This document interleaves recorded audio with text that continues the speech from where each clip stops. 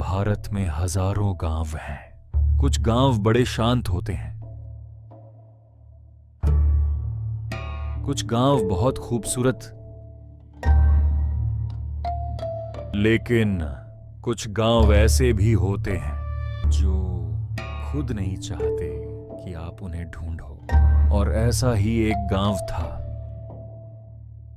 कालकोट।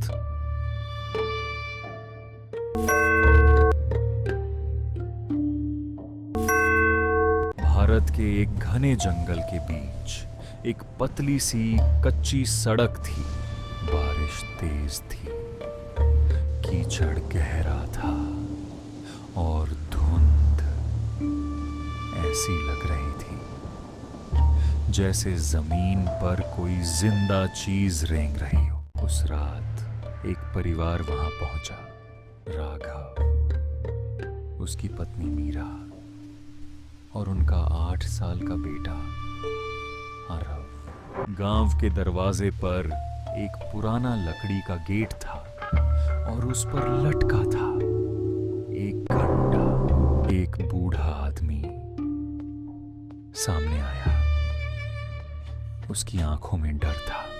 साहब, रात को अंदर मत रुकिए।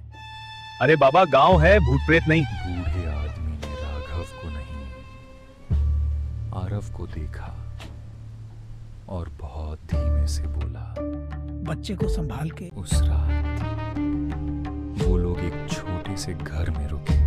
घर पुराना था, दीवारों पर सीलन थी और अंदर जल रहा था एक छोटा सा दिया। आरव की नजर दीवार पर लगी एक पुरानी कपड़े की तस्वीर पर गई।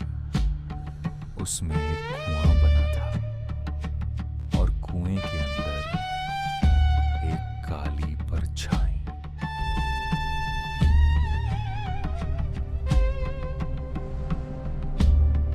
मम्मा, ये क्या है? मीरा ने जबरदस्ती मुस्कुराकर कहा, बस पुरानी कहानी होगी। उसी समय घर के बाहर 2 औरतें धीरे धीरे बात कर रही थीं। 3 नियम याद है ना? हाँ। सीटी नहीं, कुएं के पास नहीं, और अगर रात को कोई नाम बुलाए तो जवाब नहीं देना। रात गहरी हो गई, सब सो गए, लेकिन आरव जाग रहा था। कमरे में लालटेन कांप रहा था, जैसे किसी ने सांस मार दी हो। घड़ी की टिक टिक धीरे धीरे तेज लगने लगी। टिक टिक टिक।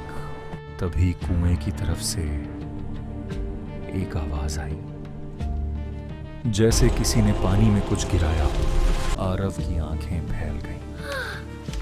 फिर एक और आवाज।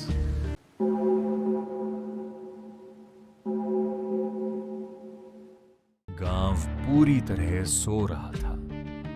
कोई कुत्ता नहीं भौंक रहा था, कोई कीड़ा नहीं बोल रहा था, बस कुएं से आती हुई पानी की आवाज। गांव के बीच में वही कुआं था, पुराना, पत्थरों से बना, और उस पर बंधी थी लाल डोरियां और छोटे छोटे घंटे। लेकिन एक भी घंटा नहीं बज रहा था। आरव कुएं के पास पहुंचा। उसने झांका। पानी काला था, इतना काला कि चांद की रोशनी भी उसमें डूब रही थी। और फिर कुएं के अंदर से एक ही आवाज आई, बिल्कुल मीरा जैसी। आरव का चेहरा चमक गया। मम्मा, मम्मा कहाँ हो? मम्मा, डर लग रहा है। जैसे ही उसने जवाब दिया, धड़म, सारे घंटे एक साथ जोर से बजने लगे। लाल डोरियां हिलने लगीं और तभी कुएं के अंदर से 2 हाथ निकले, सफेद, पतले, गीले, और उंगलियां बहुत लंबी। हाथों ने आरव की कलाई पकड़ी मम्मा, और अगले ही पल वो कुएं के अंदर खींच गया। छपाक, और फिर सन्नाटा। सुबह हुई, धूप निकली, सब कुछ शांत था, लेकिन मीरा और राघव पागलों की तरह आरव को ढूंढ रहे थे। आरव! गांव के लोग बस चुपचाप खड़े थे।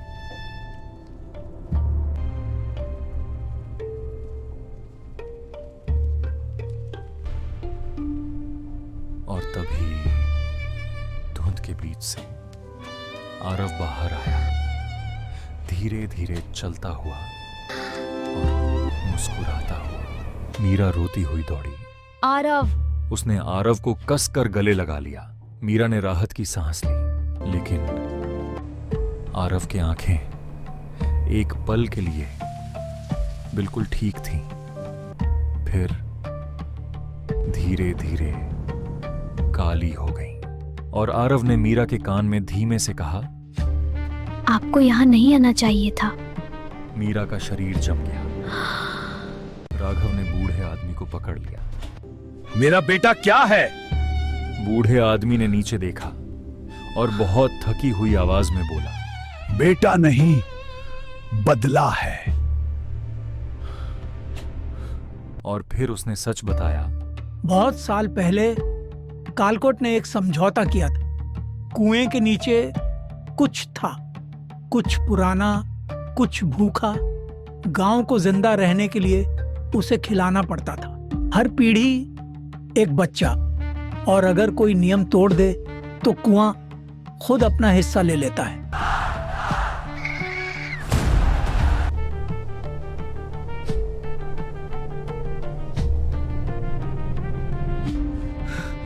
राघव कांप रहा। मीरा के हाथ से आरव छूट गया और आरव बस मुस्कुरा रहा था। उस दिन वो परिवार भागकर गांव से निकल गया। कार तेज थी, बारिश फिर शुरू हो गई थी। राघव ने पीछे देखा, गांव धुंध में छुप रहा था और फिर ऐसे गायब हुआ जैसे कभी था ही नहीं।